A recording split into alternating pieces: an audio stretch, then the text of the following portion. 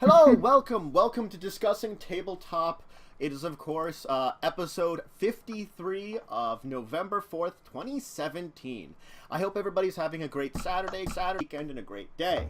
Welcome once again to my illustrious co-hosts here, Joe and Wyrm, as we continue our discussion of all things tabletop and all things tabletop in the news. So, today we have an exciting docket for you, of course. We have, starting out, we're going to talk about the Bloody Quest RPG. The open beta is out now. You can get that. We'll talk about that. Approaching Dawn Witching Hour, the board game is out. That's out. Interesting one to talk about. Pandemic Legacy Season 2. I want to talk about this one because it's a continuing trend of terribly unreplayable board games. So that's going to be talking about that. Then we're going to Mindjammer, the Venu Sourcebook, because apparently the Venu are kind of dicks. So you'd be playing a dick character, and that's something that we haven't really talked about. Kind of the jerk character, or like the in this case it's the racist / alienist character, I guess. In this case, because it's a space-based. Finally, we'll end in being humans being party game. An improv party game we want to talk about a little bit, and then we'll move on to our regular of Kickstarter Korner, where we talk about our the Kickstarters that came out this week, which ones interest us the most, our week in tabletop, where we talk about what happened in our gaming this week, and then consult the table, where you can ask us some questions here or other places. And so we will definitely talk about those racist characters of spaces, which will be interesting to do. All right, why don't we into Bloody Quest RPG start out. So, the Bloody Quest RPG, of course, is in open beta right now. If I can get to the information for that. So it is definitely a fantasy. It's supposed to be dark fantasy. But they are doing creatures that you're going to be both familiar with and other ones that you're not familiar with. The unique thing about this one, which I think is the most interesting thing, is they're trying to hybridize role-playing games and your tabletop war games. So it's supposed to be kind of hybridizing a little bit of that, like Warhammer with D&D. And they're doing it in a D6 system, and it's made to be light math, resolving combat in 20 to 40 minutes. So there's still that level of in-depth tactical depth and detail, but supposed to be flexible that you it without the miniatures or the map. Though you could include those if you wanted to. They're taking a lot of the lessons that you would have had from those tabletop war games and integrating them into the system itself. So beta actually does come with a core rulebook, player's guide, and a game master guide that you can all get. It's like 198 pages. You can get it on RP Drive-Thru for a pay-as-you-want right now. Drive-Thru RPG. Yeah, Drive-Thru RPG. Character sheets. A bestiary also is actually included in that, so you can have some monsters in there. So there's a lot of things you get, like basically a template JPEG and a bunch of other books to actually run it. Now, I have gotten it and only looked over it briefly, so I do have I did get them this week. And this does seem a very interesting one because of what they're trying to do with the hybridization, I pretty much think. What do you folks think about this so far? I think it's cool. It sounds like they're trying to do a quick combat resolve kind of thing, which actually sounds really cool to me, because that's always one thing about these games is combat can take forever. Yes, you can go up to like hours of combat if you're not careful. Mm-hmm. So yeah, that's definitely a good thing that they have. And they do have quite a bit of character sheet. I mean, they do have a lot of different races that are, many of them which are very different than the one that you would realize. They only have 5 races, but only one of them's familiar, which is human. Now they do sort of have a dwarf too, but they have a lot of other races which are very different, like a more nature-based one, bird people, and it looks like cat people. So I mean, Of course, cat people. Everyone has cat people. They look more like lion men. That's a little better. You get like lion people. And with bird people, you could have the Birdman of Alcatraz. That's accurate, unfortunately. And I mean the kind of mysterious branch-like horns. I mean the Faun, as they're called, which I guess are sort of like fae slash earthly. What is not? I'm looking for plant-based people, maybe like dryady. Like a dryadish satyr. Yeah, yeah. And they do have some bunch of like example characters, classes like fighter, rogue, ranger, a warlord. So they do have Exarch, mage. They do have some variety that's a little different, and they have a lot of different ways of like a skill system. So their skill system does remind me a little bit more of how like something like Earth Dawn does it. At least that they have that you separate all the different abilities you have into skills.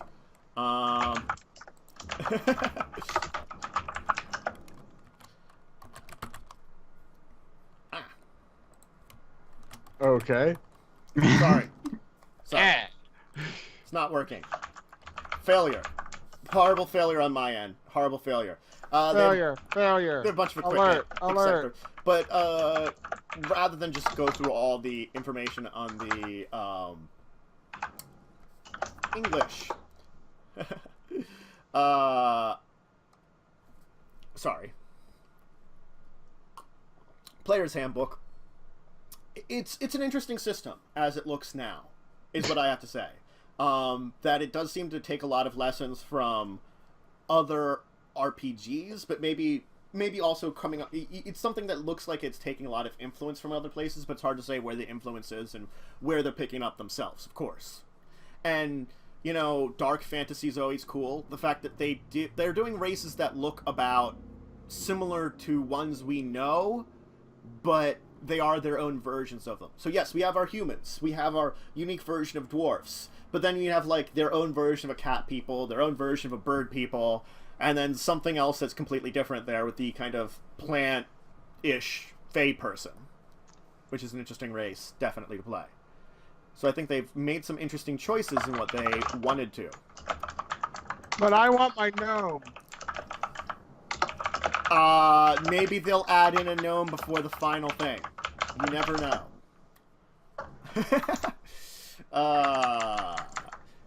It does look like they only have like 4 actual stats. Power, Constitution, Dexterity, Intelligence, which is another thing. The 4-stat system. And the other things, I don't know if they're actually stats or if they're just derivatives that you'd be getting in here. So that's another interesting one that is looking from the character sheet. Which, God. Oh, I see what's going on. I didn't realize. They have 10 character sheets because each one of them has a silhouette of male or female of the different races. Ooh. Yep. I just didn't realize that right away. That's actually kind of cool.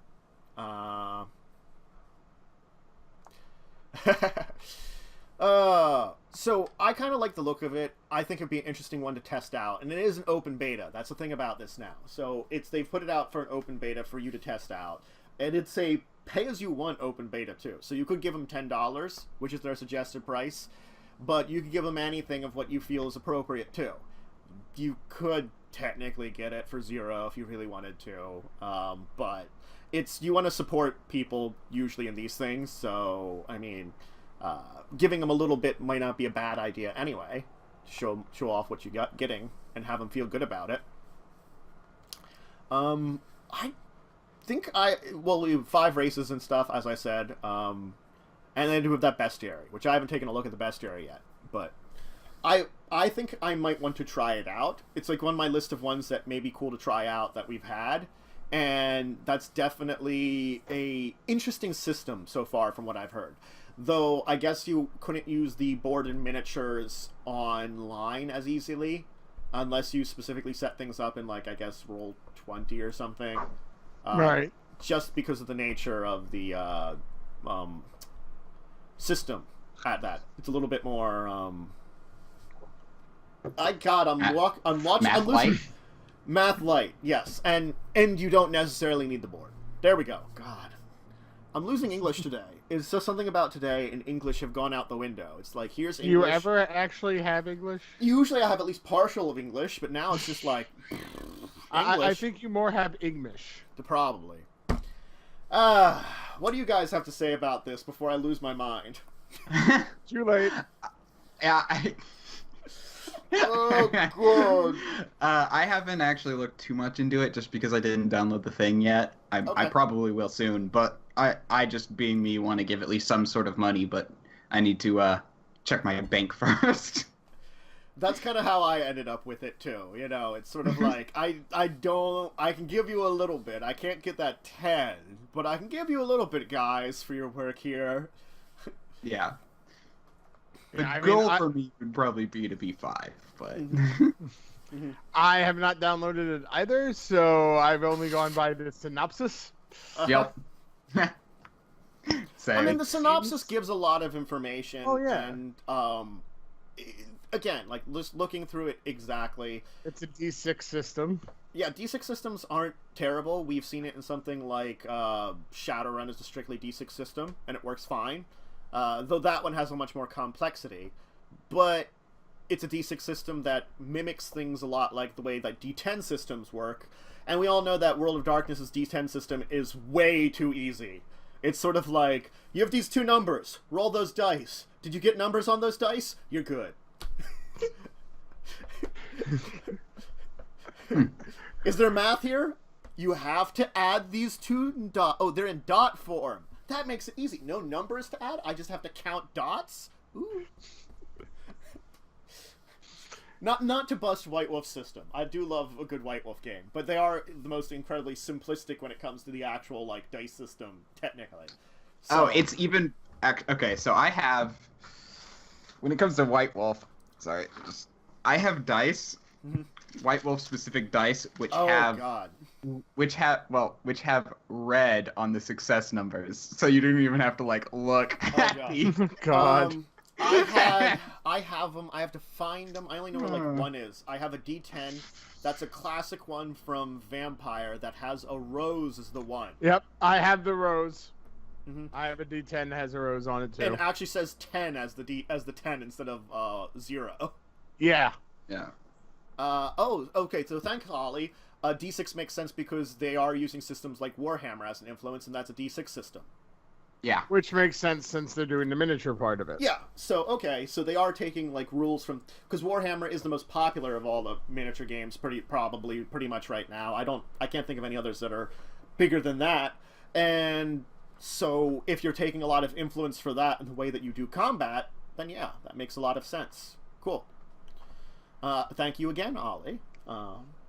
So yeah, this is a very interesting system. It's open beta's out now if you want to check it out, try it out.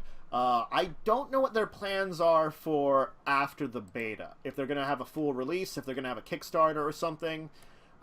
They actually haven't said, it seems. The fact that they already have it up on Drive Through RPG. I don't know why I was going to say Roll for it. Anyway, Drive Through RPG. Yeah. It suggests that they actually have a decent job when it comes to like marketing and stuff anyway, and connections, so they may not need a Kickstarter. Yeah. They might already have the source to show it off, you know. So they might just go into a full release after they're actually done. And so that's the thing is as much as you might like, this is a beta. So there will be a lot of corrections, and there might be some problems that you find. And if you discover them while building characters and such, let them know.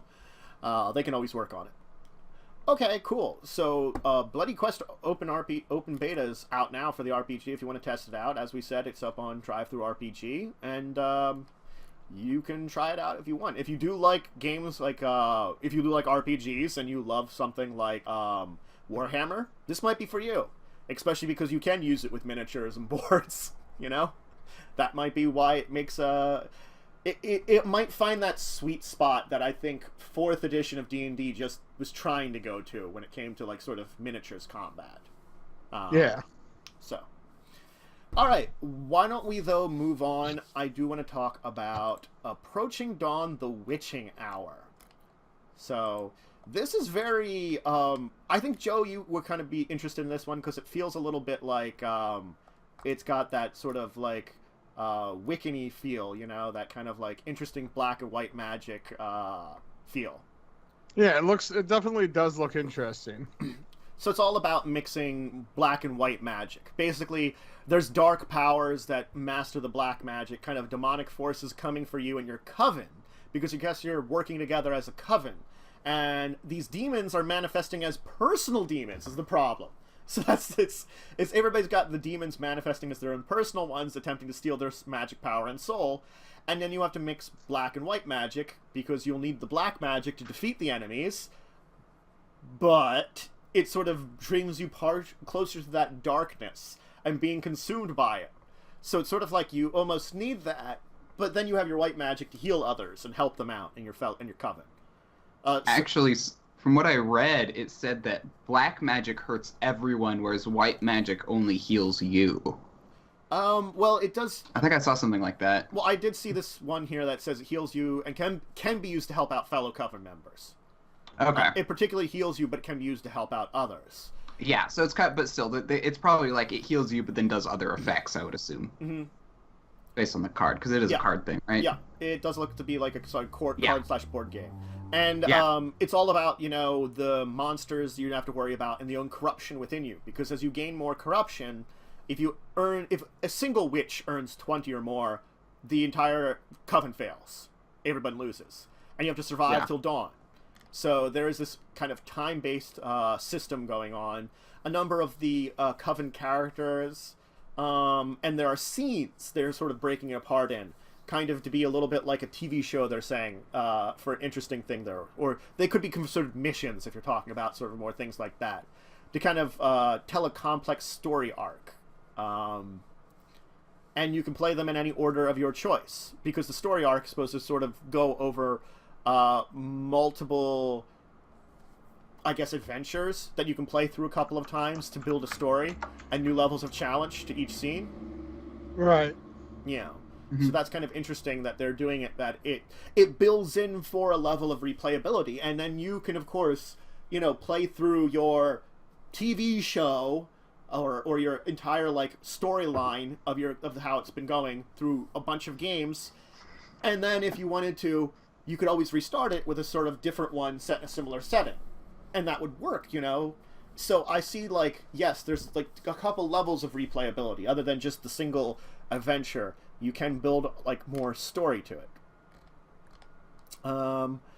So it is about definitely, you know, demons, monsters, and catching spells. So that's the easy way of saying it. And watching the time until dawn comes.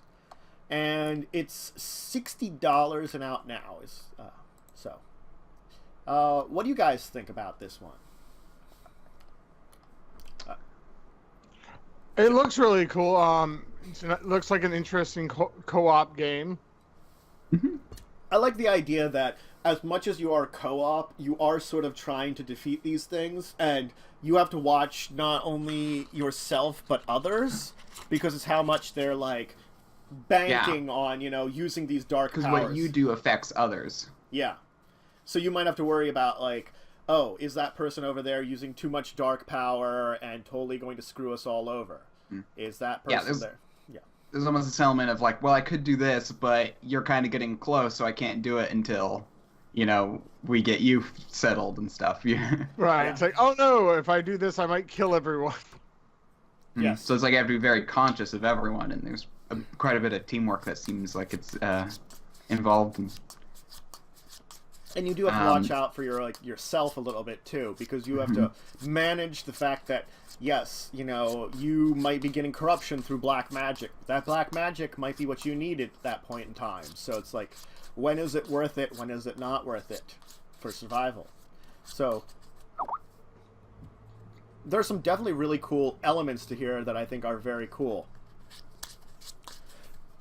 And I like the looks of it, and I think it would be very cool to try out, definitely.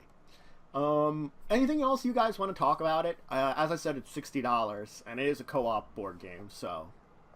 That's not a bad price. No. And you do you do get looks like a good number of stuff, tokens, pieces, and stuff like that for the game itself. So yeah, there's quite a few cards from what I can tell. Yeah, and it's 60 plus minutes. There also appear to be a number of characters. Yeah, a good number of characters that you can have. That's you can see the image there, chat, if you want to check it out and see what it looks like. That's the release information that WizKids gave out. WizKids. WizKids does some pretty good stuff. So I do have to say I do enjoy their things. You know, most of the time they do a very good job.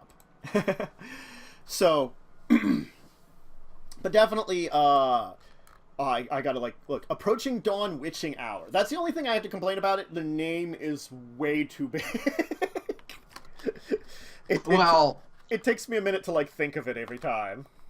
Yeah, but in reality, when you're playing it with friends, you just go, "Hey, want to play the Witching Hour?" Yeah, it's true. That's true. You know, so it's not too bad because it's got a clear shorthand. I think it's interesting though, approaching Dawn Witching Hour, because you think of the Witching Hour as midnight. That's not quite approaching dawn. It's midnight to dawn is actually how the game goes. So yes, I guess you're going from midnight to dawn. So you've got your 6-7 hours, depending on when they're putting dawn. I didn't notice that they're saying it's 7 o'clock. I think it's 7. Yeah. So it is 7 hours. 7 hours. Well, I guess 7 hours to survive. Who will not be eaten by monsters? Oh yeah. Who will carve a jack-o'-lantern? I don't know what that voice was not appropriate for a show a game about witches. No. That was like the pay-per-view announcer for wrestling. Yes.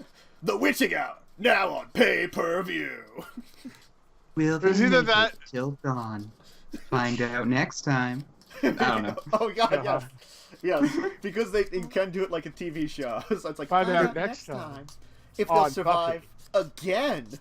It's like, how many times can you survive going to dawn?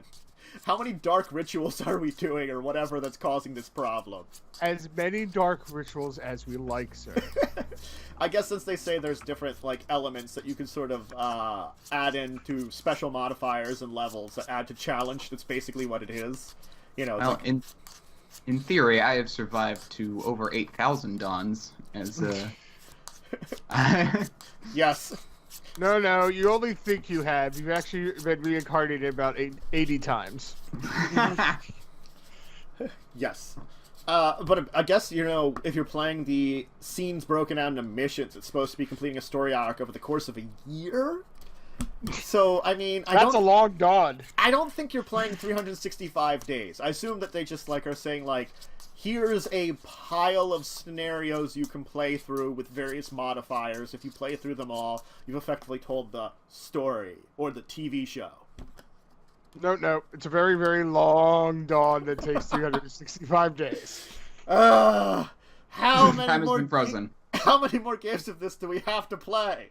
We're only on 300. God damn it. Or I guess you play it every day for a year.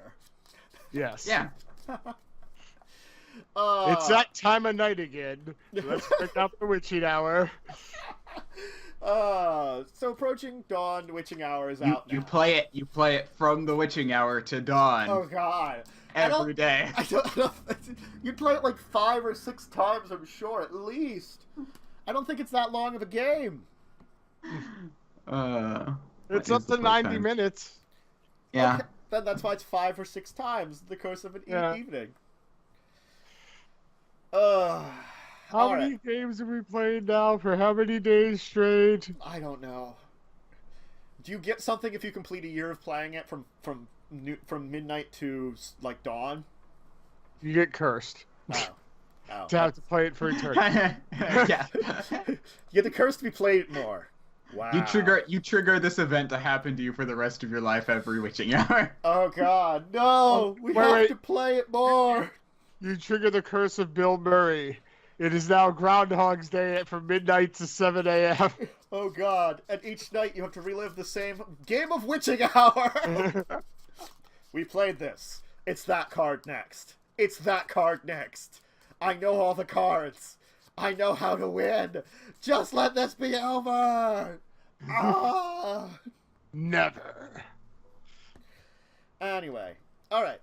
Why don't we move on, though? I do want to talk about Pandemic Legacy. So the second season of it is up on... Oh, it's out. It's out now. It's been released. And the thing about Pandemic Legacy is you're really only playing through it once, is the thing, when they talk about it, you know?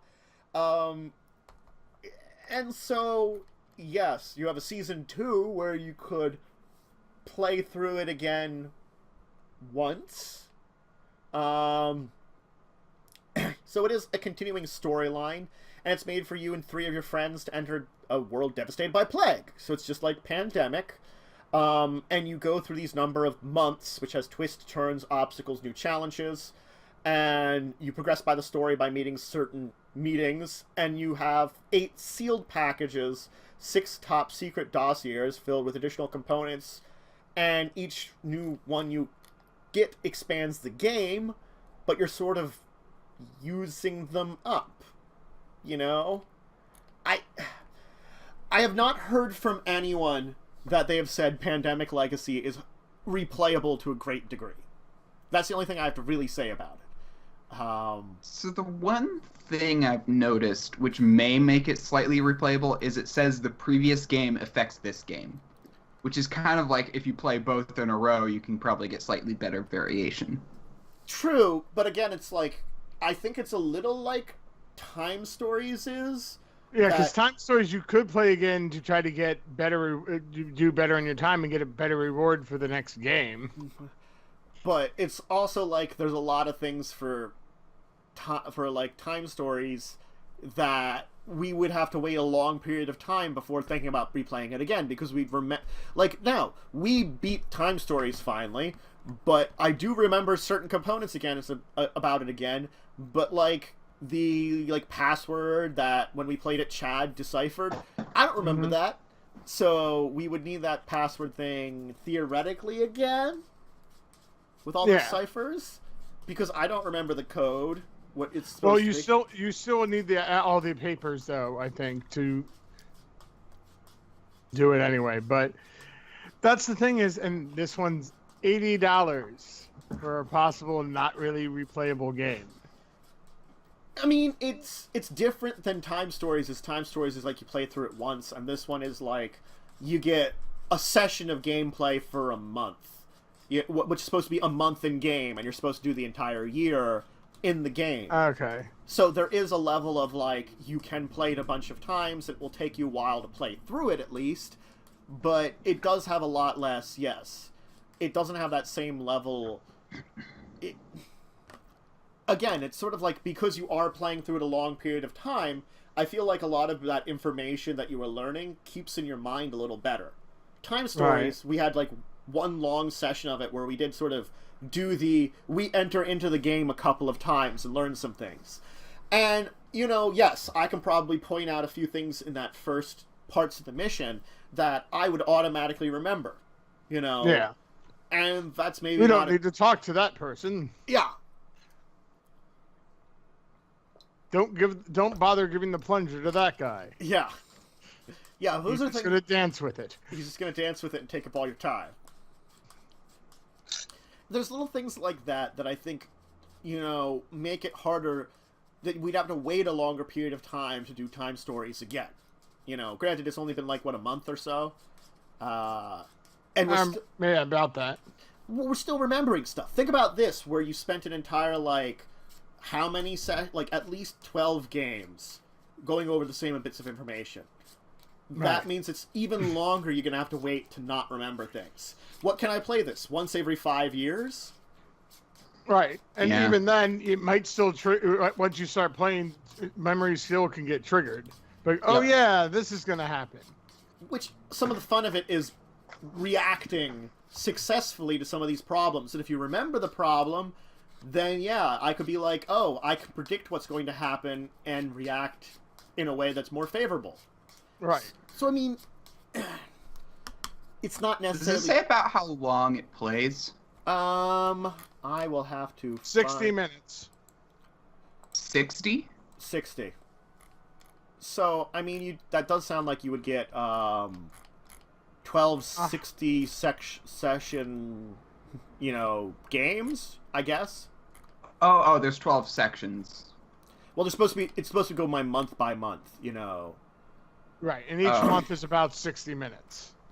Yeah. So, in theory, that's about, you said 12 12 sessions? hours. Yeah, it's about 12 hours. Gameplay. Yeah. I mean... You could sit through it and play it in one day. Yeah, you could. The big thing is, would you pay that much for a video game of the same length? I actually probably would say no. Oh, that's true. $60 for 12 hours of gameplay. No, $80 for 12 hours. Oh, 80 hours. Oh, geez, Yeah. That's right. $80, $79.99. It's 70 for Pandemic Season 1, so it's more expensive than Season 1. Yeah, and it's 2 to 4 players. That's the thing, is it is 2 to 4 players, so it is getting multiple players. And then we also have the argument of time stories. Time stories isn't necessarily cheap, but I don't think the expansions were too expensive. They're about $20 each. That's not bad for adding a little bit more time. And yes, time stories, I feel like, depending on how much we play it, like how much you're being successful. We played it for like 3 or 4 hours that night. That's still not great for like, let's say 20 hours. But because, like, in 6 months' time, I feel like I could technically replay time stories with a different crew, with a bunch of other people, with a couple other people, and not remember most of it. I feel like I could do that again. Plus, the thing with that one is, like I said, if you do it better, you get better rewards going into the next game. Because you do get things at the end of the game, depending on how well you did. Mm-hmm. That it gives you bonuses in the next game that you do. See, the same argument, though, I do feel hits time stories to a good degree, and that's why I like time stories, but it's always that, is it worth the money I'm spending for the difficulty and replayability? Right. And this is the exact same thing. Is it worth the difficult and replayability for the amount of money you're paying? Because, as you said, $12 for, or 12 hours for $80 would not be a video game we would buy. Most people would. And honestly, with what you're getting in the box, it's not that much. I mean, you get the game board, rulebook, reference cards, 10 character cards, 4 pawns, 9 supply centers, 5 tokens, 36 supply cubes, 8 plague cubes, 53 player cards, 27 infection cards, and 82 legacy cards. Well, you're getting a lot of cards, actually. It's kind of like, the question is there a random element? Because if there is, that adds a level of replayability. Right. Even if there's a story, if you have to draw cards at random... I think there will be an element of randomness to it for cards and stuff, but I don't think it's as strong an element as, let's say, when you're playing... especially some of the stuff is supposed to come in sealed. Yeah. That when you open it up, you kind of can see it, and that's there. Like the little dossiers and little, like, secret things that when you add them out at different points in time, you can't unseal them. And granted, then you could put them back where they are, and you're not going to perfectly remember everything you saw in there. But yeah, I do agree there is probably a level of replayability with the randomness that does exist with the cards. There's always going to be that. But basically what it comes down to, in my opinion, is it kind of like replaying... Oh, what's a good example of a game? Let's say, basically just a completely story game, a linear story game, that you just play through once and you remember everything, and there's not much else to it. Or is it like playing something closer to Dark Souls where, yeah, okay, you remember the map, you remember the layout, you remember where all the enemies are, but it's still fun to play. Because it's more about how you play it. And that's what it really comes down to. I'm unsure because I've only heard of people playing through Pandemic Legacy Season 1 once. I haven't heard of people replaying it more than once, and I haven't talked to someone that has done that, unfortunately. So I don't know if, like, they, after their experience, we can check the rule books all you want, but it's sort of like, rulebook is one thing, actually experiencing is another thing completely. Yeah. I feel like it's probably somewhere in between those two, though, from what I've heard and from what I've read about it. I feel like there is this elements to it that's a little bit of random, but it's like the story beats. If you know them, you can plan a little better towards them, Right. Yeah. Which means that regardless, there's probably still going to be a random element, but the random element will be mitigated to a degree by the fact you kind of are planning for something, Yeah. So it's not like you couldn't still have a different experience, and you might not be able to plan the perfect defeat of whatever's going to happen because random chance gets unlucky for you.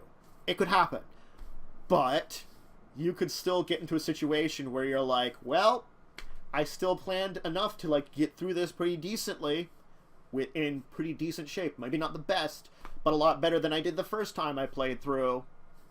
Mm-hmm. Yeah, because the one thing is, there's one other option here, and is it kind of like rewatching a movie where it's just kind of fun to replay or rewatch? That I honestly don't think so as much, just from what you've talked about for the Pandemic 1 before, and just kind of what I look here. It doesn't seem like something that's so much an experience that it's worth playing again just to experience the experience again. I think there is this level that it is very similar to the original Pandemic in ways, but the original Pandemic I could get for cheaper, and it has a lot of replayability anyway, Yeah.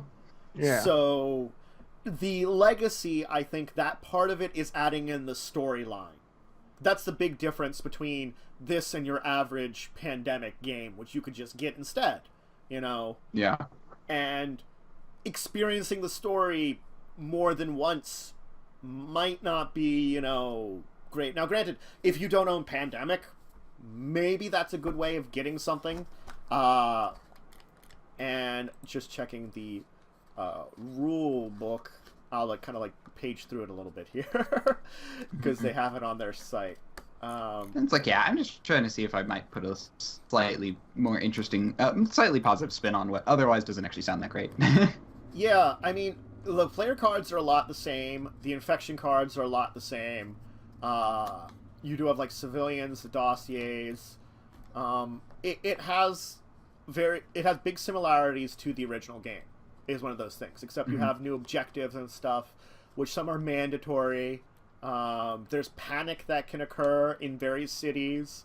Funding you have to worry about. Things that are other trackers that you didn't have in the original game. The original game was a lot simpler, which, I mean, it's not bad to add a level of complexity anyway. That's not something I can play about. You get a lot of the same characters, but with different abilities. You get the same kind of actions, card draws, infect cities. Those are all the same. It's just where the missions and some of the other details are altered a little bit. Yeah, but I personally think that with a game like this, the developers or the people selling it should work more to break even, not to make a profit. Because $80 just sounds like too much. Yeah. And it's kind of it's clear that you're just trying to make a profit off of it, because people did probably buy the first one. And when it comes down to it, it just doesn't seem like something that's worth $80. Yeah, I don't know. It's really the price of anything that's... Because okay, everything I said, but do you really want to take a chance for $80? Mm-hmm. Is a big question. Now, they do say, if you do lose a month, you play it again, your mission briefings and objectives are the same. So, I mean, that's, if you lose, you can do it again. Yeah.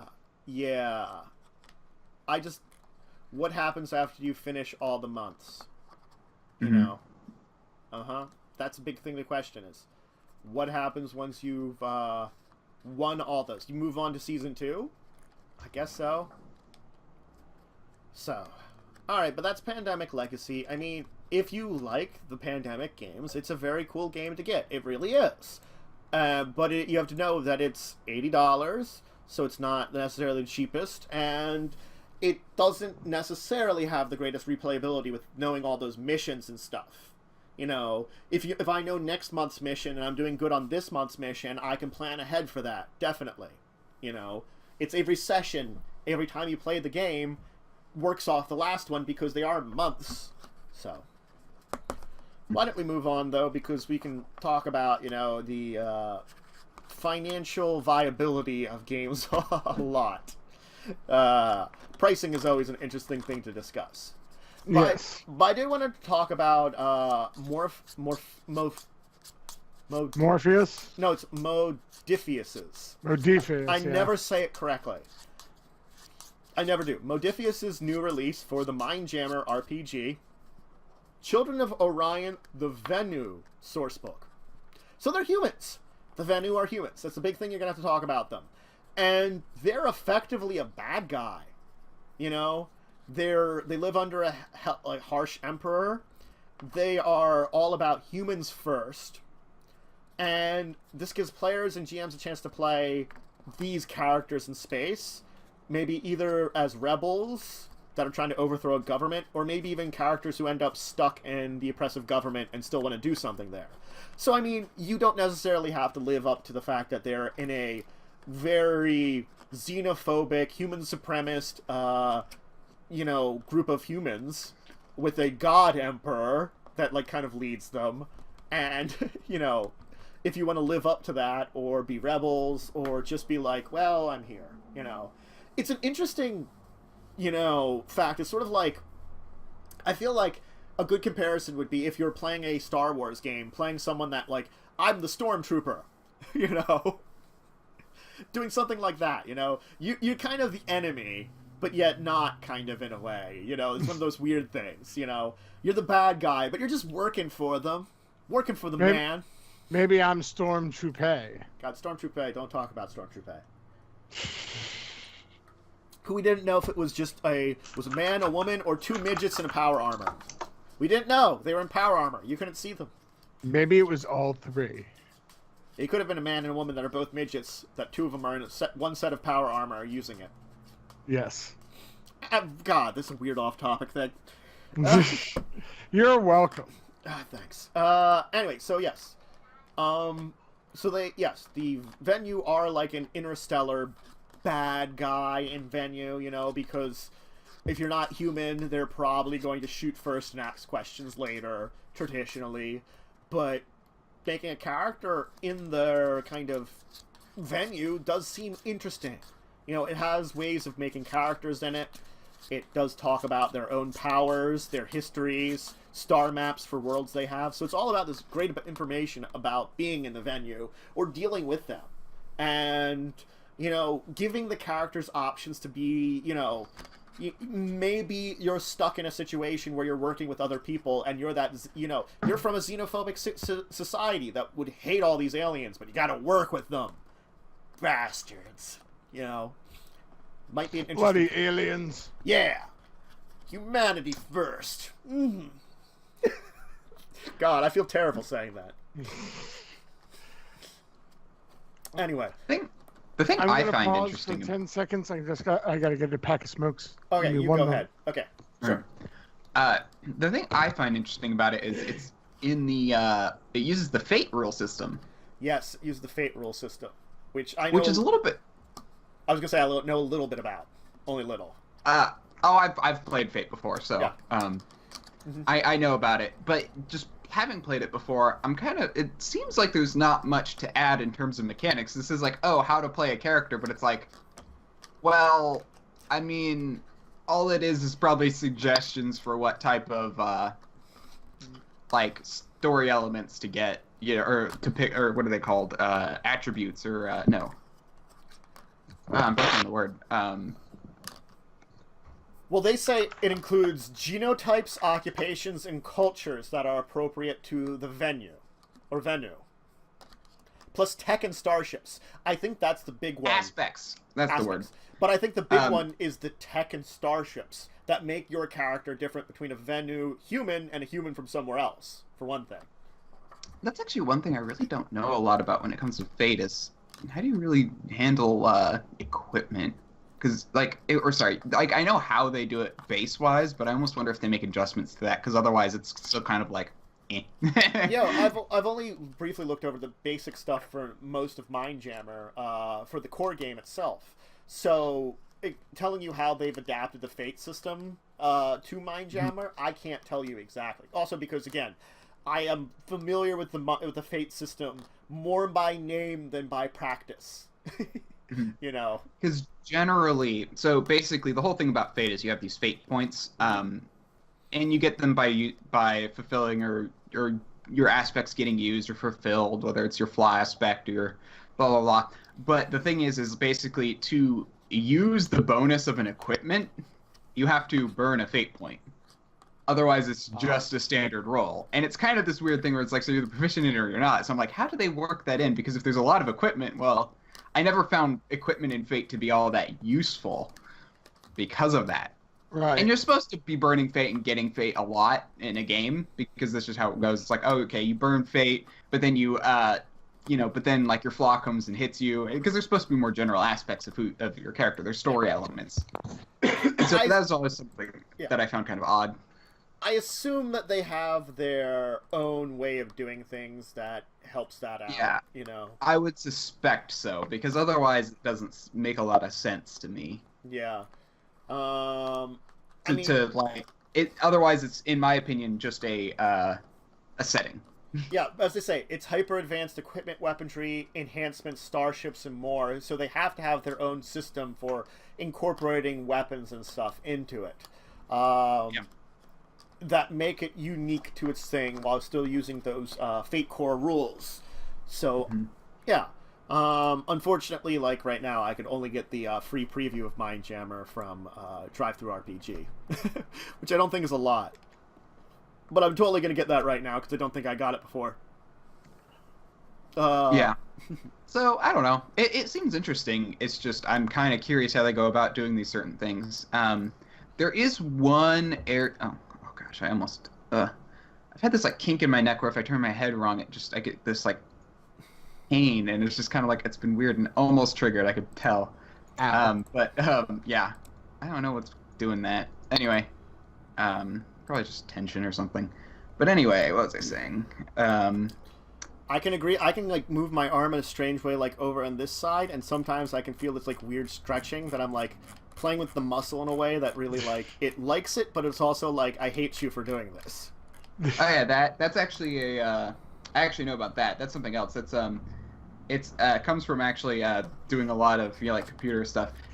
Because like what happens is your nerve actually isn't stretching right. Isn't fully extending down your arm. So when you try and do that, it's like it's being stretched. It's not a bad thing actually, but in fact it's not bad to stretch it out because it will over time get a little bit longer.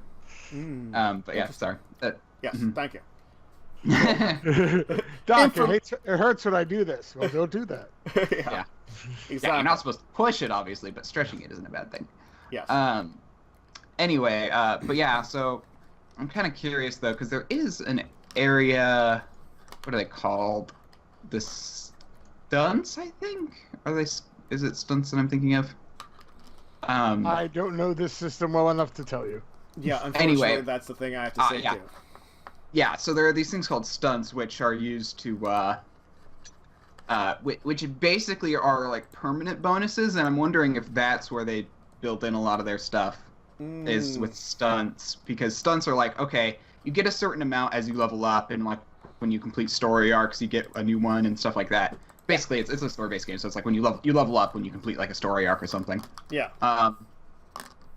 And then you can get a new stunt, and I'm almost wondering because it's like just on the Fate Core SRD website, there's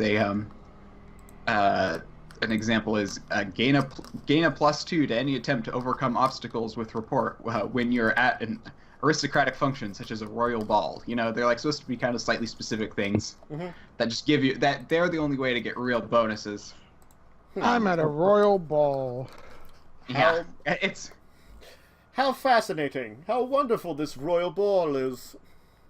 I get a bonus specifically now. Well, Yes. It says aristocratic functions such as, but yeah. Yeah. But anyway, that's the kind of stuff that you get. So it probably works into that, probably works into some equipment. Yeah. I don't know. Kind of be interesting to look into. Yeah, I mean, Mindjammer is it's an interesting system that I've thought about, trying out sometime if I could get the core book. But they do have an interesting book out now for it if you do have Mindjammer products and you want to check it out. All right, why don't we move on to our last main topic for today, the humans being a party game. All right, so it is This is up my alley. Yes, it is. So Joe, do you want to handle this then? I haven't read everything, but I can take part of it. So it. Correct me if I'm wrong. It's kind of like Cards Meet Humanity and charades. And a bit of whose line it is it anyway. Yes. Yes. Because you have cards that you pull out of the deck. You'll get a genre. Give me a second. Keep going. I gotta move from the computer for a second. Okay. I'll be right back, and then we can see where you left off. Tell Streamniece I said hello. So it looks like you basically pull it. You have 2 decks. You have different genres you can choose from, and then you have cards that will have like blanks on it, like a girlfriend boyfriend finds out their significant other is a blank. Choose a mythical creature. So everyone will have to, in the peanut gallery will yell out a mythical creature. You'll take one of those and act out it with a scene partner. So it seems interesting, like mime. Everything you hold or touch is in your scene is teeny tiny. Or senses. Make a yummy sound after everything your partner says.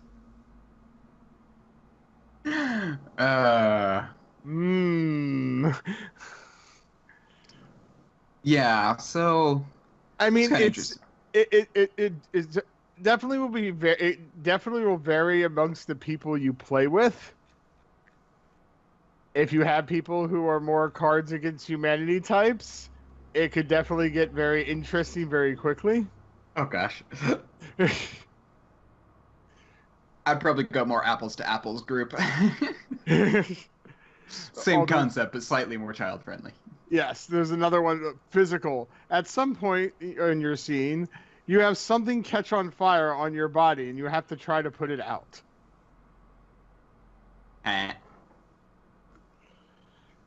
But yeah, so it's different things like that. It looks like it could be a fun party game.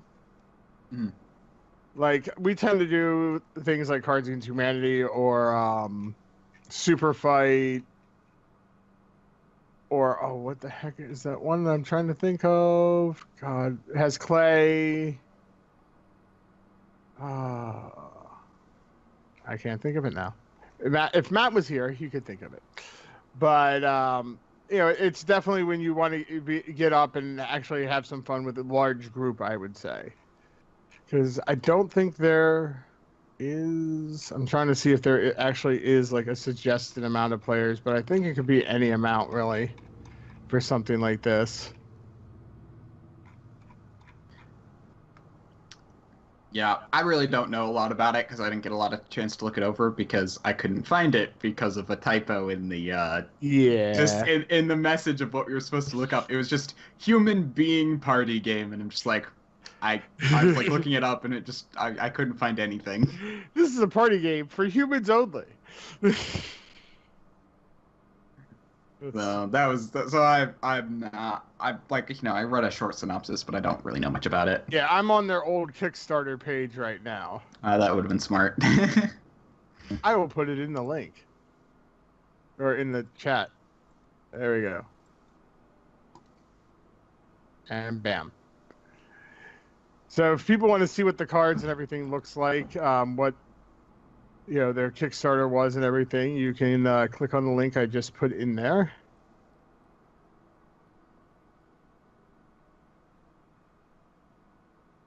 But I think it really can be any amount of players, which is a nice thing. If you have like a large group of people, it's something you guys can still do at a party if you want to do some kind of gaming. Oh, okay. The scenes are like 90 seconds. Yeah, so you have like a time limit. Yeah, which makes sense. Otherwise, you could go on for a long time and just stretch it out in one scene.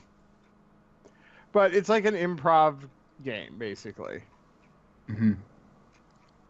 You know, you have the audience participation, you have, you know, what your scene setup is, and then you act it out.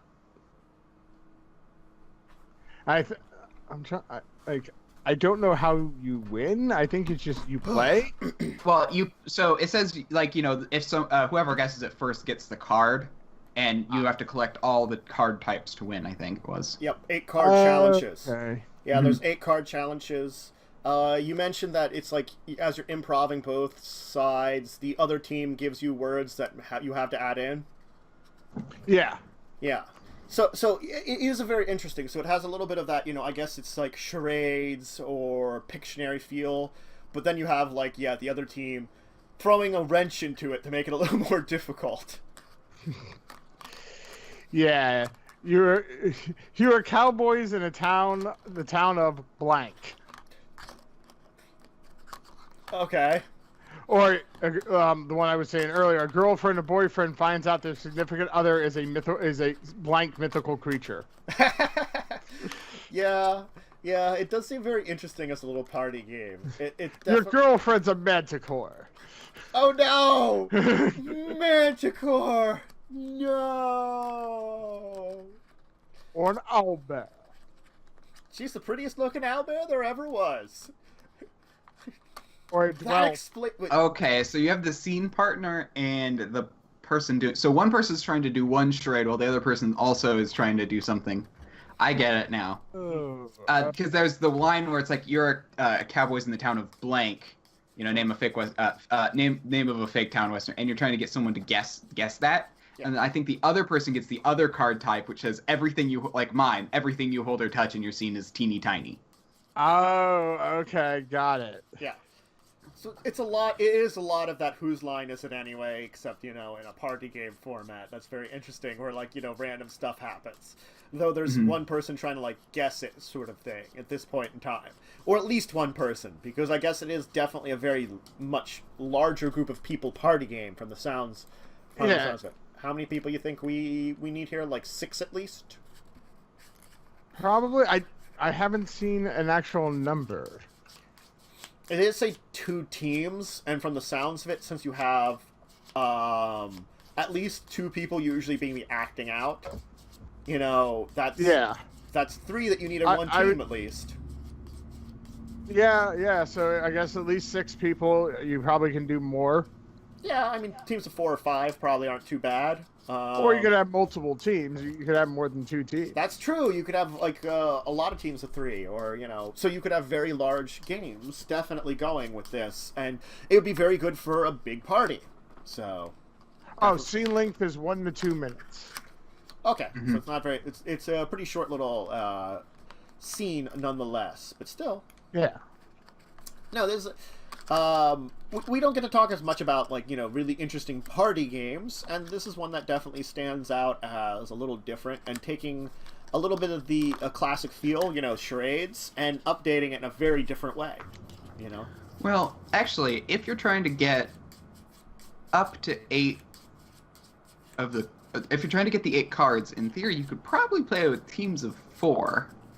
2 teams of 4. Uh-huh. At a minimum, because then everyone will get a go at least once. That's true. Yeah. That's probably, like, the more ideal, teams of 4. But I guess, again, it's like you could do other size teams if you need to. Yeah, probably maximum up to 8, because then the, like, minimum number to win is everyone going once. Yeah. Or, the maximum number to win is everyone going once. Which actually, everybody would probably go twice, though, technically speaking, because, you know, you're going in teams of 2 to act it out. Yeah, but I assume you have, like, each person gets a chance to do each side, each role. To get the one trying to act out something and the one trying to, like, throw the wrench in it. Perhaps. But still. So, yes. And it is $35, and it's got 9 decks for a total of 275 cards. So, decent number of cards. It's got 8 decks of challenge cards and 1 deck of scene cards. Right. So. I gotta pause for a moment. I gotta use the restroom, so you guys can go into the next segment. Yeah, that sounds good. I'll go last in the Kickstarters. Okay, cool. You send me in Skype which one you were gonna do, so I'll make sure I can move a different one in case. Gotcha. But why don't we move into, of course, yes, one of our normal regular segments, Kickstarter Korner, where we take a look at the Kickstarters that came out this week and we talk about them, those that are interesting, those that we want to share a little bit more information about, that sort of thing. So, Wyrm, why don't we start with you, of course? So, I'm going to start with something that actually was discussed last week, but I just want to bring it up again because they now have a Kickstarter. Power VTT.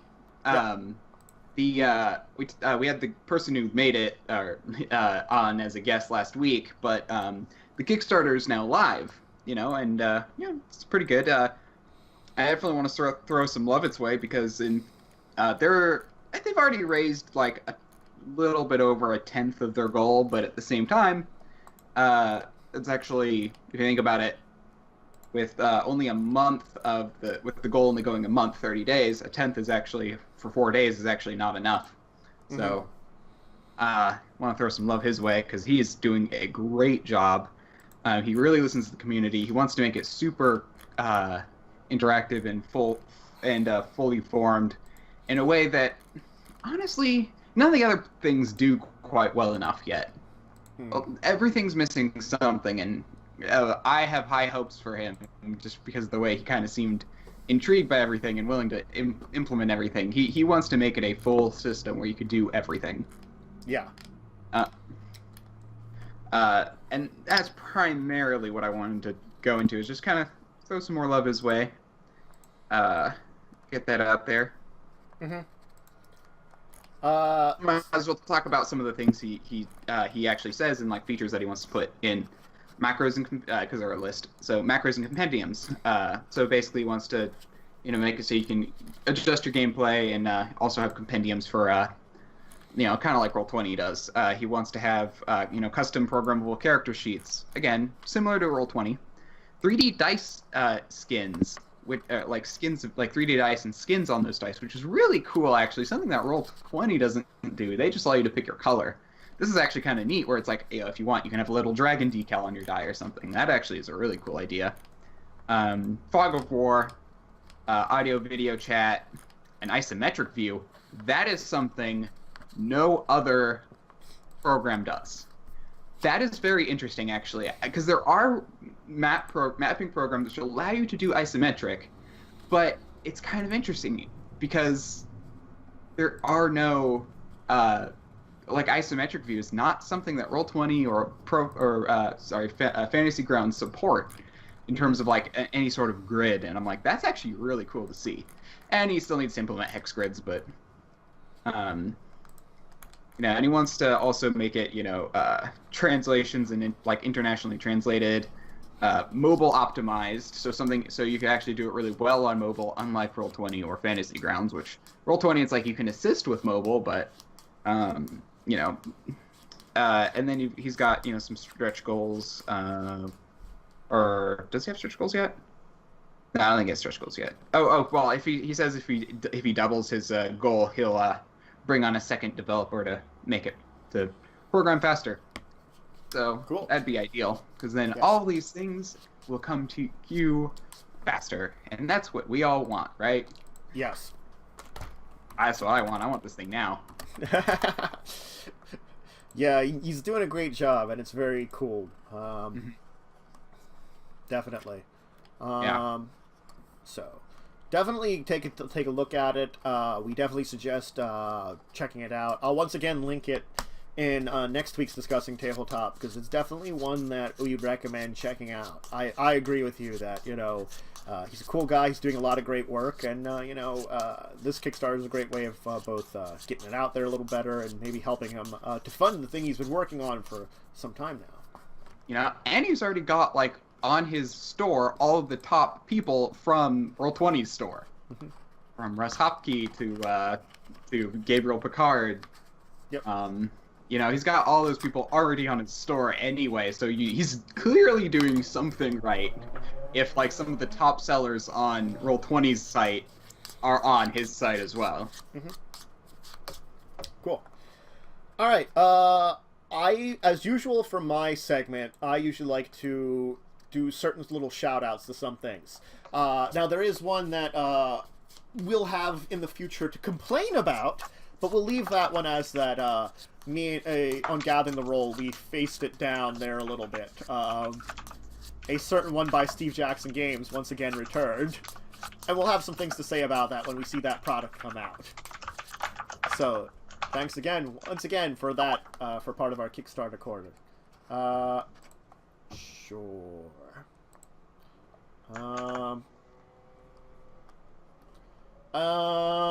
Let's see here. Then, of course, shoot, what was I going to say? I do want to, I'm actually kind of torn, because there was two I really wanted to talk about, but there was a couple I do want to give shout-outs for. No Country for Great Old Ones, which I'm not sure how the Lovecraftian horror comes in, but it's supposed to be a two-sided Western crime noir, where one side is of course, robbers, and the other side's cops. And you could play them together, you could play them separately, so it's kind of interesting that way. Give me a minute for that, Wyrm. I have to remember how to do that. I've done it like twice before, so. Just click on the name in the chat. Uh-huh. And there's the lightning bolt. I don't see a lightning bolt on you. What? Let me go over here on chat, on the main page, rather than on my popped out chat. Maybe that works over here. Sorry about that. I didn't mean to derail you. It's fine. Oh, there it is. It was... Yes, there it was. It was in a position where it was difficult to see, because it kept appearing below my screen. Ah, that makes sense. Out of sight. So No Country for Great Old Ones. I'm still, they say there's Lovecraftian elements. I'm not sure how they bring it in yet. I didn't really see that, but it seems cool. Silence of Halloween is an urban fantasy RPG that you can add into a bunch of systems. It's made for straight urban rules in a kind of area where magic's outlawed. That seemed very cool. So that's why another one that I kind of felt like needed a shout out again. Museum Rush. I like this one as a cute little board game. You're taking the role of thieves, avoiding cops and traps and security, and stealing the most money.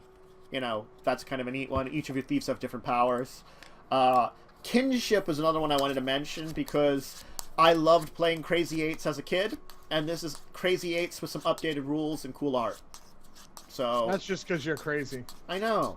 That was my first game I played a whole lot of, was Crazy Eights. So of course that's one that kind of echoes in my heart there a little bit. But at least you're not an old maid.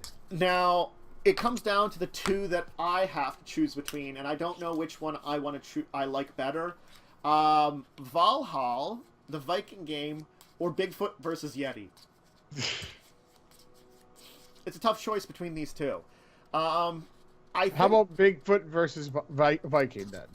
I think I'm going to give the shout out to Valhalla, because it's kind of cool, because that one, you're building a Viking village, and you're getting into combat as Vikings, basically beating up the British. So you're building a Viking civilization, and that's kind of neat, because it takes two aspects of a lot of those type of games and adds them together into one. So we'll give a shout out to that one, and it's technically successfully funded, so they need a little less love from me. The one I do want to give a little more love to is Bigfoot versus Yeti. It's a battle brewing between the cryptids. You're basically a cryptozoologist, and you've run into this battle between Bigfoot and Yeti, but there also could be the Loch Ness Monster, the Jersey Devil, or Chupacabra, and you're choosing a side, and whoever wins will help determine the fate of your research. 2 to 4 players, 30 to 45 minutes. You draw from these unknown or from the tabloids, which is discard, and you mount expeditions to these various cryptids. Each has special powers that will kind of aid them in some way, and you can play action cards each turn that will manipulate the facts. And then, of course, each round the tabloids are read, cards are put into discard, as things happen. And extraterrestrials are some kind of special kind of card here that adds a level of strangeness to it. So there are, in fact, 9 cryptids that they have, including the extraterrestrial. So it's an Extra what? extraterrestrial. God, terrestrial? Yes, extraterrestrial. Yes. Blah. I have a question. Can I give my opponent a chupacabra as a gift? Yes. Sweet. Chupacabras are the greatest gift of them all. I agree. I totally thought it was an appropriate gift. It was a great gift. That guy was just a jerk for not accepting our gift of a chupacabra. We spent blood and time in order to capture, i.e. we found it out back of our evil lair. Yes, and we befriended it. No, we threw it in a cage and then threw it at him. Because we're dicks. Yeah. What can we say?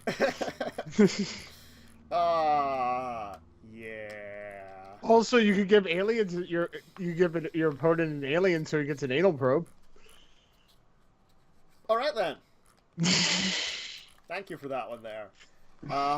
So yeah, there's a lot of like proof cards and expeditions that you mount, and you play a bunch of cards, score a bunch of points, and have to worry about the Bigfoot versus Yeti battle that's going on in the background on pay-per-view. I'd pay for that. Yes. Yes, I think we would all pay for Bigfoot and Yeti to battle it out. And if you get 100 points or greater in the scoring round, and you win the game, hurrah! Yeti attack, yellow snow. Yeah. But anyway, so yes, that's the Bigfoot versus Yeti card game, which is out now on Kickstarter. They're about halfway funded. You can check it out. It's an interesting one, a little weird, a little kooky. It's got a very interesting art style for it. And if you like a lot of those kind of like strange, you know, creatures, are they real, are they fake kind of things, this might be the one for you to check out for some Bigfoot versus Yeti action. Action! Alright, so Joe, why don't we let you talk about yours? I took Full Moon Jacket. Yep. So, take Full Metal Jacket and add werewolves. That's the easy way of saying it, yes. So it's a 1 to 6 player game, 45 to 120 minutes, and it is a team-based game. You and a squad of people are trying to extract a kernel and not get eaten by werewolves. Yep. That's the thing. It's like and you're in Vietnam too, so yes. Yes, you're in Vietnam, just like in the movie Full Metal Jacket. Yeah. And apparently Vietnam's jungles are filled with werewolves. What do you know? I didn't think that one there. Yeah, and I think it's also ironic it's a British-made game. Well, I mean, here in America we don't talk about the Vietnam War as much as we really should. True. Uh-huh. But, yeah. So, and you have all those equipments that it would be in that time: sniper rifles, machine guns, claymore mines. And there's 6 different characters. There's a gunner, a sergeant, a medic, a scout, communications officer, and demolitions. Cool. And apparently there's 24 event cards that could take place at different times of day. Could be dusk, night, custom dice. You have your supply cards, which is like backup your gear and everything from flak jackets to, you know, machine guns to go on vehicles. You have scavenge tokens, or scavenge cards, which one of them is cloth, but it looks like a roll of toilet paper. There's Molotov cocktails. Uh-huh. Yeah. It has 6 double-sided game boards for, like, maximum you can do, you know, modular gameplay. Yeah. They have they're hex tile maps. Yeah, that's cool. And you have all your little figures and everything to go with it. Yep. They're all one color figures. Yeah. they do have like I guess the arcade mode. It sounds like is a normal one, but I guess there are other modes you can play through. Maybe like story or ones like that might make a difference. I'm assuming. I guess I did not get that far. Sorry.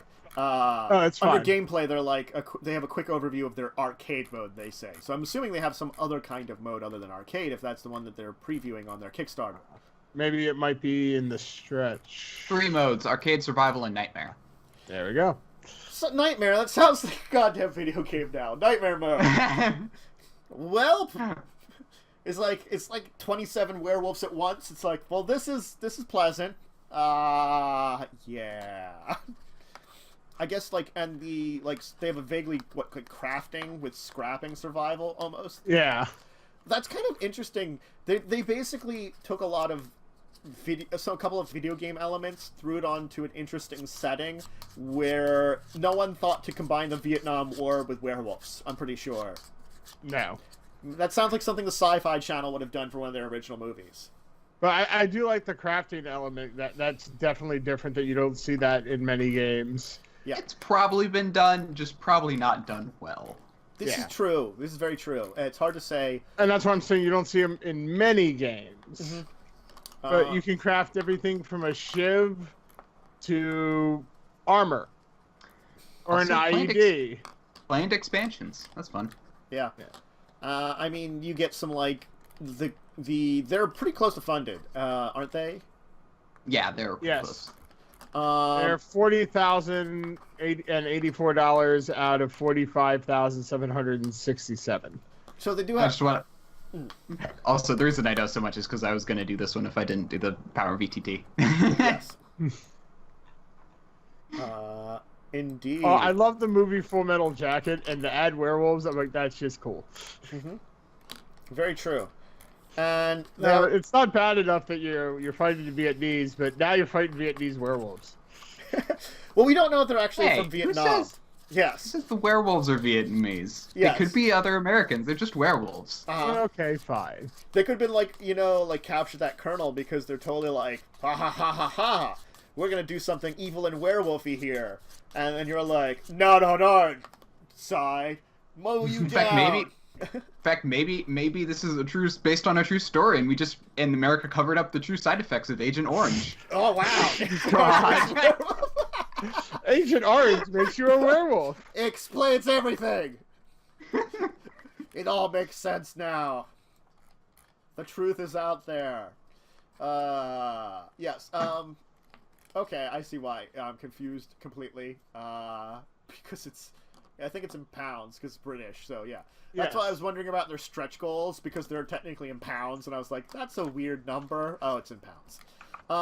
Yeah, that's why I mentioned, hey, they're a British game. Yes. So yeah, you can fund it for the print and play version for $20 about, and it looks like they're getting a full copy for $86, which is all the board game and all the stretch goals. Yes. Which it's only £6 shipping to the U.S. That's actually not terrible. That's still like $8 or $9, but still. Okay, and the stretch goal right now is exclusive Kickstarter backers. The 7th playable character, you decide. Will it be the Survivor or the Commando? Ooh. The Survivor looks like they have a bow. The Commando has its big machine gun. The thing is, for their first goal is actually being funded. It looks like that they're going to put in the exclusive character. Nice. Because it's 35,000 pounds, which is their goal. Yeah. And then they start getting the extra special things. Now, they are 18 days to go, so they're doing a pretty good job of funding it. So, I mean, if you want to wait for the stretch goals to get, the printed copy of it, you definitely can and check it out. Oh, some other exclusive stretch goals. Or special item cards like dog tags or aviators or a cigar.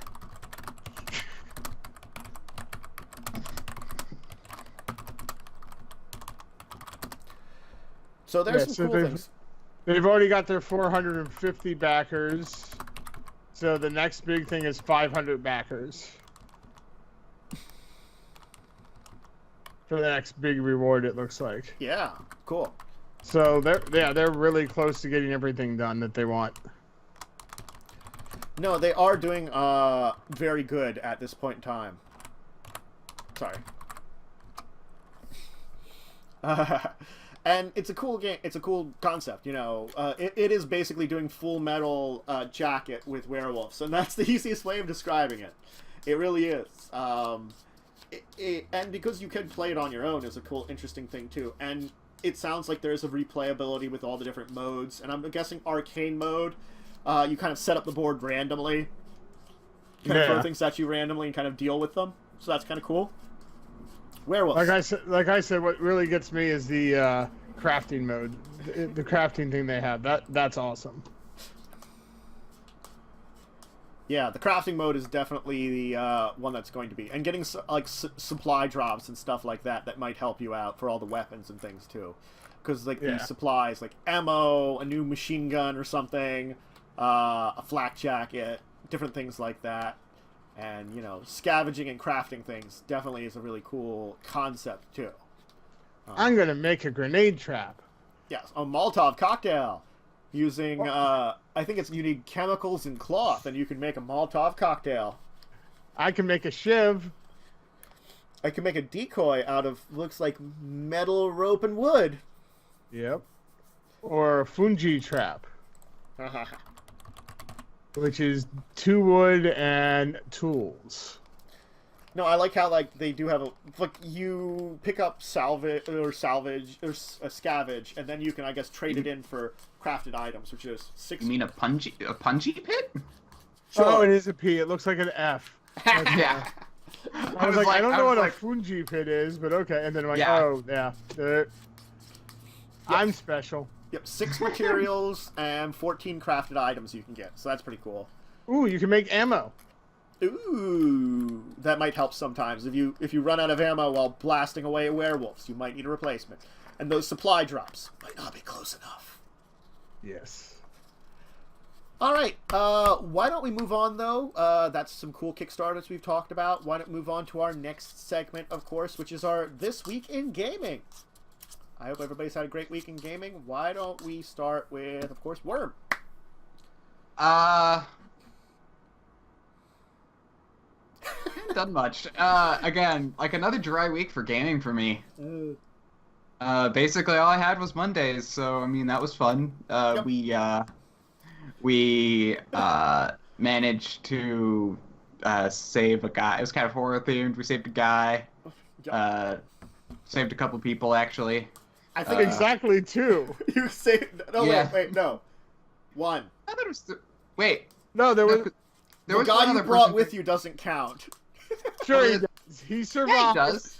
Okay, fine. You saved exactly 2. The man you Okay. brought with me, and of everyone that was in that campsite, 1 lived. I think it was like Rick or something I called him. I named them the most generic, like, horror there was movie Rick and names. Tom who survived. Yeah, And that was on purpose. by I'm sheer- like, they're gonna have generic horror movie names. yeah, and I by sheer luck avoided the curse of or the ire of demons, so For now. Oh, wait, it's Karn that's got it. yep. Because you said the one who actually got the finishing blow, and I'm like, oh, maybe those extra ones at the end were fine. I was like, nope, missing this completely. The energy of it is protecting it. Card smash. Card made enemy though was door. Yes. Door. Oh my god, you're playing against the doors. You kept losing. I had to rage against the door. Well, And that's a very simple machine. yeah, dang it! I was about to make a Rage Against the Machine joke. It was processing in my brain, and I was like, how do I do this? How do I do this? Sorry, beat you to it. Yeah, they went, if you haven't checked out, Once Upon a Misadventure, the crystal at the lake camp, it is up now on my YouTube channel, 3 parts. I would definitely recommend checking out. It's one of the better ones we've had in a while. It's really fun with the 3 of them, and, the horror theme was very fun to do, too. I was glad I chose to sort of push that in there. Although I feel bad for that one man's head. There was a lot of guys who died really horribly. No. The one craw did. Well, Yeah. he came back until he melted into goo when you finally broke the curse. Yes. He had been just a little tenderized by Craw. A little? He had his skull pulverized. I'm a little worried about what Tim is gonna do from when I do my game.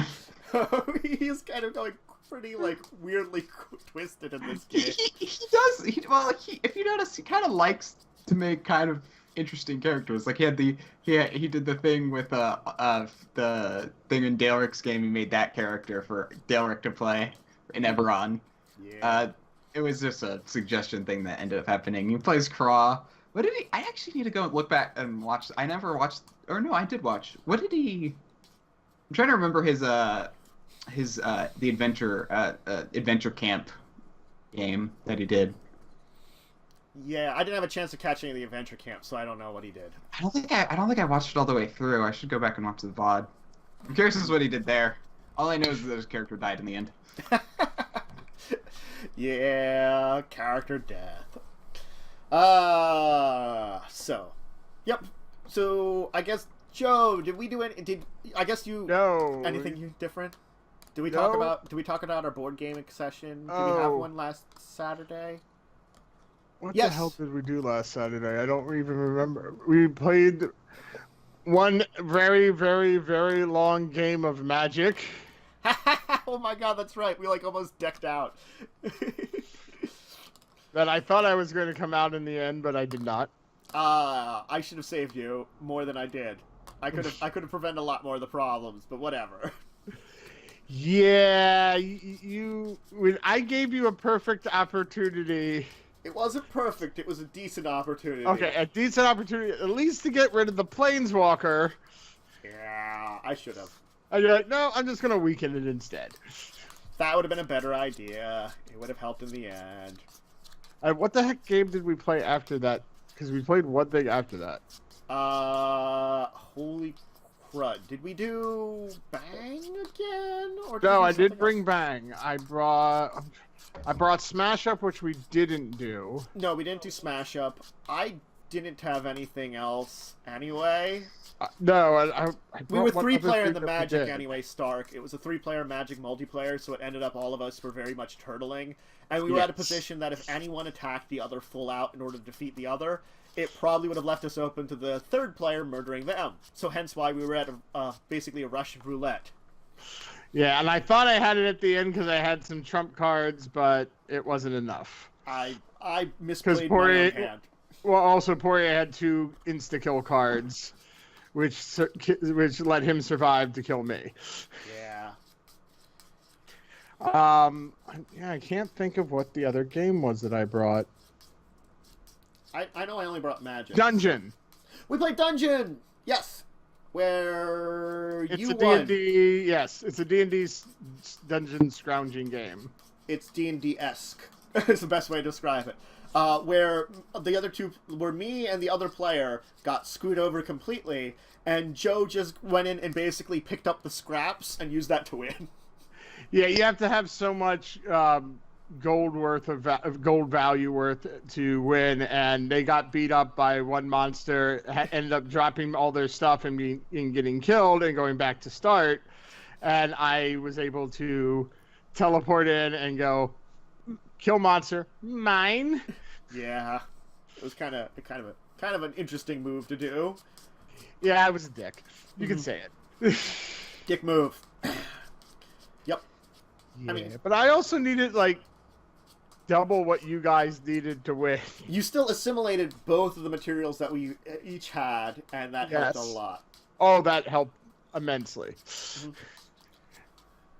Anyway, so I think that's all I did either. I don't think I had any extra gaming other than my normal sort of streams I had. So if you guys didn't catch it, I had RPG Wednesday or Wednesday or whatever I'm going to call it. I'm going to continue to mispronounce that until the end of time. Are RPG's Can you day. go over the general rules, details of the game? Sure. Dungeon, effectively, everybody's playing out for themselves. They take the role of one of the basic fantasy classes, rogue, cleric, fighter, wizard. Each one of them can defeat... there's monsters that you fight in various rooms. The rooms are leveled 1 to 6. There's like a pile of monsters for each of the types of rooms, and then you get a treasure appropriate to that. The higher the level, the better the treasure, the more difficult the monsters. Each monster has difficulty depending on the class it is. Like, there are some level 6 monsters that rogues can't defeat at all, while wizards have an easier time with them. If they use, their spells. Yeah, wizards get spells, but wizards have to get the most money, but they can fight the strongest things. And it goes in that order. Rogues can defeat the weakest things, clerics the next up, fighters the next up, wizards the next up. Rogues and clerics have to get the same amount of money, but the rogues have to get 10,000 gold. Fighters have to get 20, and wizards have to get 30. And then get back to start. And if you fail to kill a monster, it can fight back against you, which can either cause you to lose turns, to drop treasure, or to go back to start. Or you die completely and lose all your money there, which I think happened to both me and Poirier. We both died. Yeah, you both died and lost all our stuff. Dropped everything and had to go back to start. But when you die, you can also choose to change the character that you're playing, which Poirier did opt because he was a cleric and he opted to go to a fighter. But it was a little too late at that point in time because, again, he swept in and grabbed everything. Yeah. There were some other rules to go over, but that's the basics, that you get all the money you need and head back to start. Yep. You're exploring a little dungeon. It's random what room has what monster, of course, because there's a monster pile and what treasure you'll find there, but it's just about, there's, 12 piles of cards you use, and then just some dice rolling, which is 2d6. Yep. You have to roll over the number for the monsters, and if you fail to fight them, they get to roll the 2 dice, and if they roll really high, you're screwed. If they roll really low, they miss you, and you're like, ha-ha-ha! But I rolled a couple of snake eyes, so that never helps. No. You rolled like I did the week before. Yeah.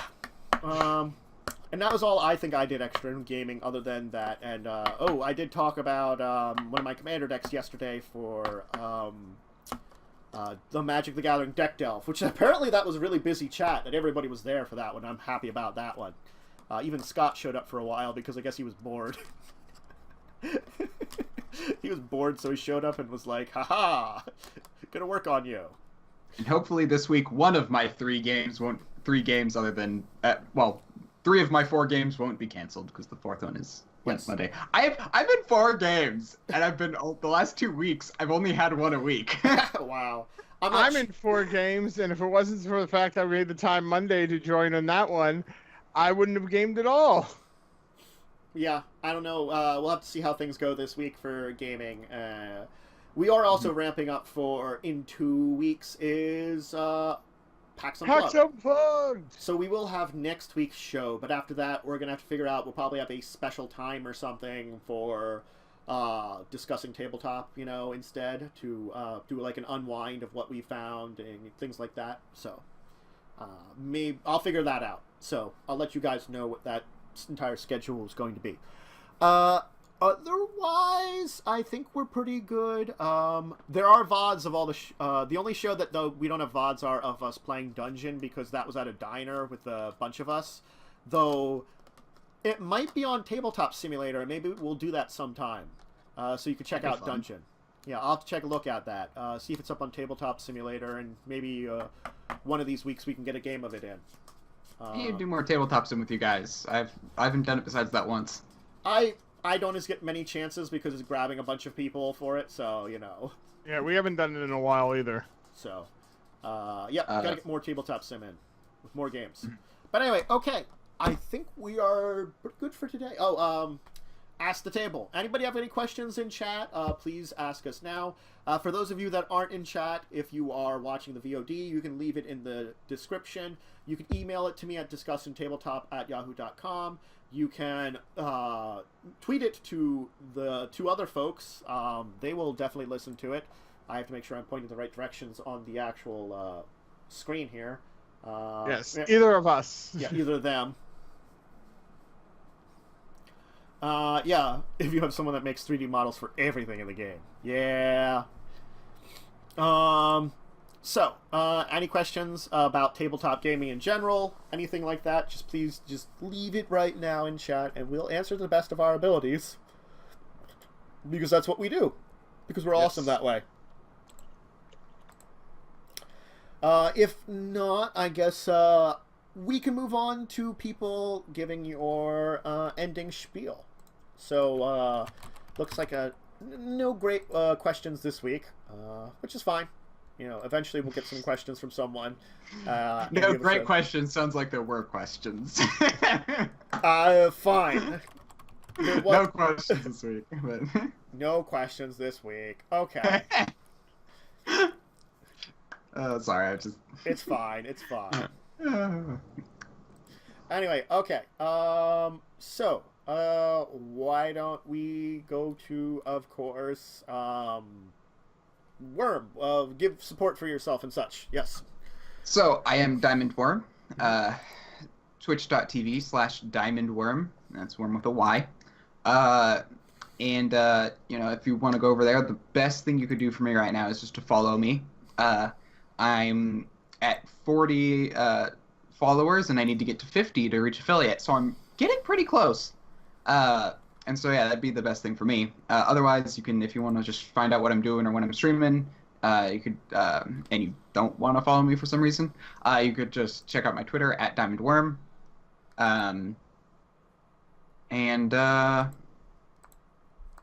Yeah, that's about it. Also, have you thought of when PG Day? Maybe. I like my terrible pronunciation. Oh, I do like the impronounceability of it, but I'm just thinking if you wanted to change it, there's another option. Because I was thinking about that. I was thinking about that the other day while I was watching it. I think someone said it eventually will become a thing of its own where no one will truly know its pronunciation because I'll pronounce it. I'm busy right now. Different every time. Yeah, that's great. I'll take these though. Tie. Okay. No, don't. What am I doing? You tie the hair tie on the other end. Yeah, like that. It's Aurora. Yes. Button up your shirt. Button up your shirt. I will take this time while you're being distracted. So, as we mentioned, PAX Unplugged is coming up. Mm-hmm. It's the weekend before Thanksgiving. They do have a phone app that you can look at all the events that are going on. If you want to download that, look through it, see if there's anything that you guys want us to report on. We'll be happy to do so. So, tweet us, let us know if there's something that, tickles your fancy. Yep, definitely. Cool. As for me, yeah, definitely. I'm coming up with a basic list of things that are going to be going on at PAX Unplugged. So if you're going to be there, also let us know. Or if you know someone that will be there, go ahead and send them our way, because we'll definitely have some events going on that'll be planning out and things like that for fun. PAX Unplugged coming up. Other than that, I will be back at least tomorrow. I am unsure of the exact depths of what we are doing tomorrow as of yet. So I will let you guys know on Twitter and such announcements and on Discord. Again, you can, of course, check out my YouTube for any of the VODs or videos of stuff that I've put up. The Discord itself is up and running. Got a couple people on there that we're having cool conversations with, so you can join us. Of course, you can always have support here by following here, or following any of us, really, on Twitter, Twitch here. Subscribe for me if you want to give some extra support, or I do have a Patreon that's got some cool stuff. So there's lots of ways that you can support us, check us out, find out what we're doing, things like that. The Discord link should be working in the chat below. I believe it is in my channel feed. I'm going to say one more thing real fast. I normally stream Mondays, Wednesdays, and Saturdays. However, this Saturday, today, actually, so this evening, I will not be streaming as I'm doing a thing. So yes. And Discord does indeed work in the panels down below. So all the links are in the stuff down below here for it. So Yep, Discord works, and you can join. Right now, it's mainly me, Stark, and Muffins really giving conversations most of the time, with Wyrm chiming in occasionally. So, join it, enjoy conversations, have fun with us.